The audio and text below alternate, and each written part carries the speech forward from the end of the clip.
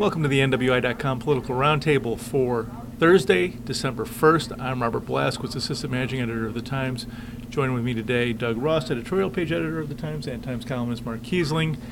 Talking about the latest developments and something we've talked about in recent weeks, we're going to talk about again this week, is the right-to-work legislation issue, which is really heating up the battle, looking forward to the next legislative session down in Indianapolis. Looks like Republicans are really aggressively pushing it.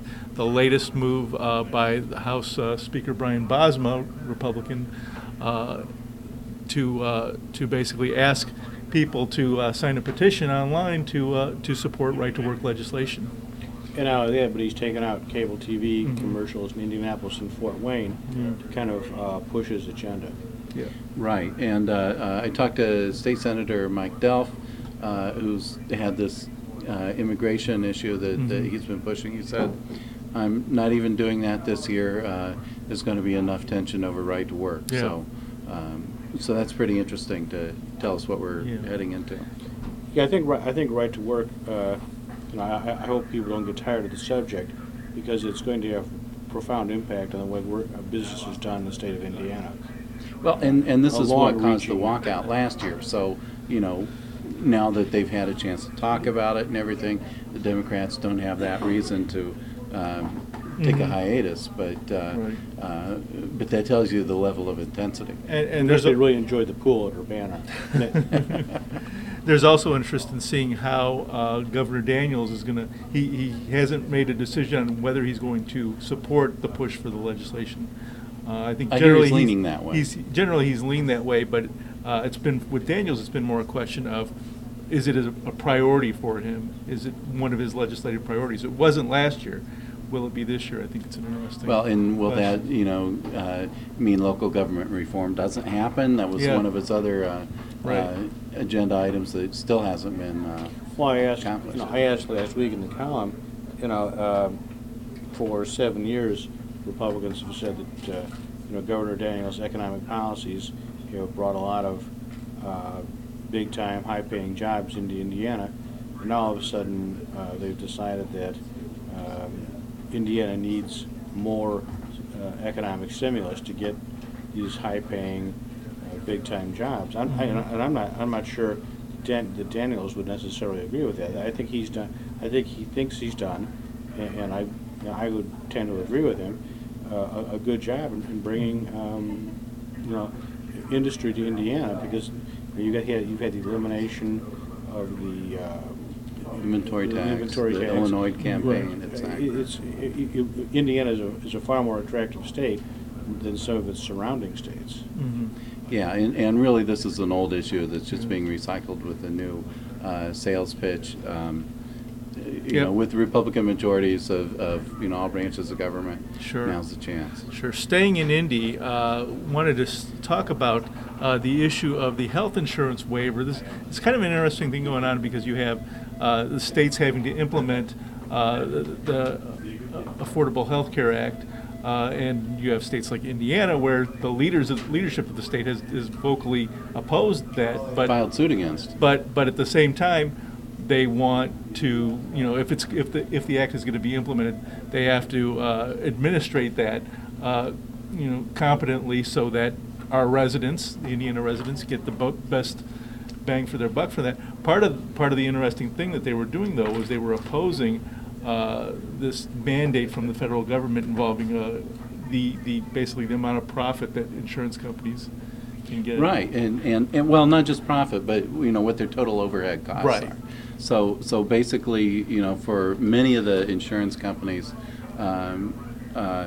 if you paid $1 in healthcare premium to that company, it would take about a third of that for overhead costs, which is pretty remarkable, I think. Yeah. One of them took. It was, I recall, 45.5%. Right. Well, so this is the administrative cost versus the costs that actually go to paying the actual health care. Right. So that's a huge difference. The federal government wants it to be 20% for overhead costs and 80% to care. The idea is you're controlling costs by by focusing it more on this. And insurance companies need to be, we all need to be Yeah. efficient. Insurance companies shouldn't be Exactly. exempt from that. In the state of Indiana, sought a waiver to make that percentage 65% rather than 80%. Right, and then kind of phase it in. Uh-huh. The thing you have to remember is that Indiana is kind of a insurance headquarters Well pointed. state. It's- So, Right, it's an insurance-driven exactly. state. Exactly. There's a lot of insurance companies headquartered in Indianapolis. And so that Yeah. makes a huge difference. I think the interesting thing, and we haven't really been able to answer this question, but some states did get waivers. Why do some states get waivers and why do some not? Well, the federal answer is that some states did show that the waiver would mean you'd lose insurance companies, and Indiana didn't show that. Indiana and some of the other states that were denied waivers. Yeah. What I thought was particularly interesting about this case is Governor Daniels being so adamantly opposed to this waiver, or in favor of the waiver. Is that like if the glove fits, you have to quit or something? Anyway, so he was in favor of the waiver, but yet when it comes to school funding, he's been adamant for years about 80% has to go to classroom instruction. Well, there's that magic number, 80%, 20% for overhead. And so, why does he feel that way about school funding but not about health insurance? Sure. I don't know. Yeah. Moving back to local politics, let's talk about something that we had some reports on this past weekend over the Thanksgiving holiday. In case you might have missed it, if you were passed out from all the turkey, we had an interesting report on a fundraiser that was held by Lake County Commissioner Jerry Shube, where he used basically the facilities of the county cafeteria to cater that, and then it raised some questions about the guy who manages the cafeteria. Right. You probably want to address this first, Mark. Well, George Gastidis has had the concession to manage the cafeteria out at the government center since, I've been working here 30 years, and he's been out there all that and more. It is an operation independent of the county government. It's a concession. It's a concession. It does not depend on the county government for its income. He runs the cafeteria.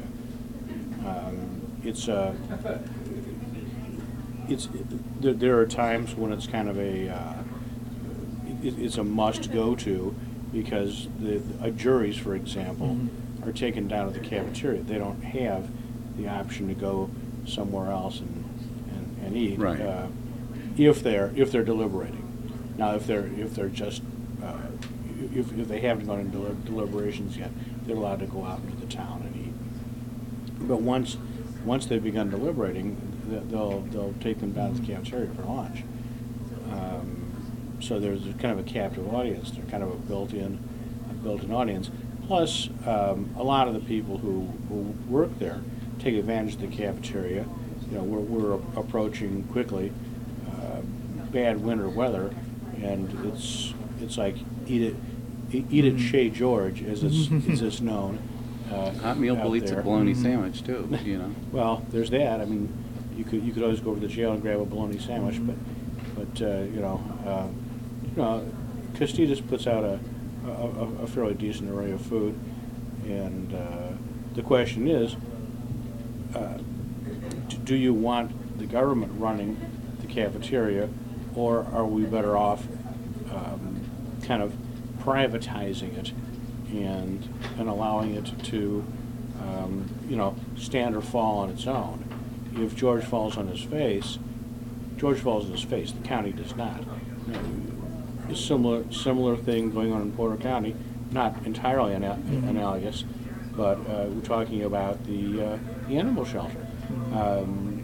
Does it need to be privatized? Can we privatize some of this stuff, get it off government's back, get it away from the taxpayer, and let it be self-sufficient or stand or fall on its own? Well, and then there's the other big factor here is that there's no contract for the service right now. I mean, you know, the contract expired. He's working on the same terms, but you know, they haven't put it up for bid. So, you know, I kind of wonder how many other contracts are there that, you know, haven't gone to bid like they should. You know, what's the deal here? No, my guess is, you know, the bid is probably a mere formality in Costida's case, because he's been there for so long. He knows how to play the game. But still. But and the county knows what it's getting in terms of quality of food, and you know, whether or not the place opens on time, and you know, stuff like that. So. And I think if it weren't for the Shub fundraiser and George catering to, you know, literally catering to that, and the fact that Shub's got a stiff opponent in the former sheriff, Roy Dominguez, I don't think we'd be talking about this right now. It's probably, I agree, it's probably true. Well, that'll do it for this week. Thanks for watching, and we'll be back next week with more politics and another roundtable. Thank you.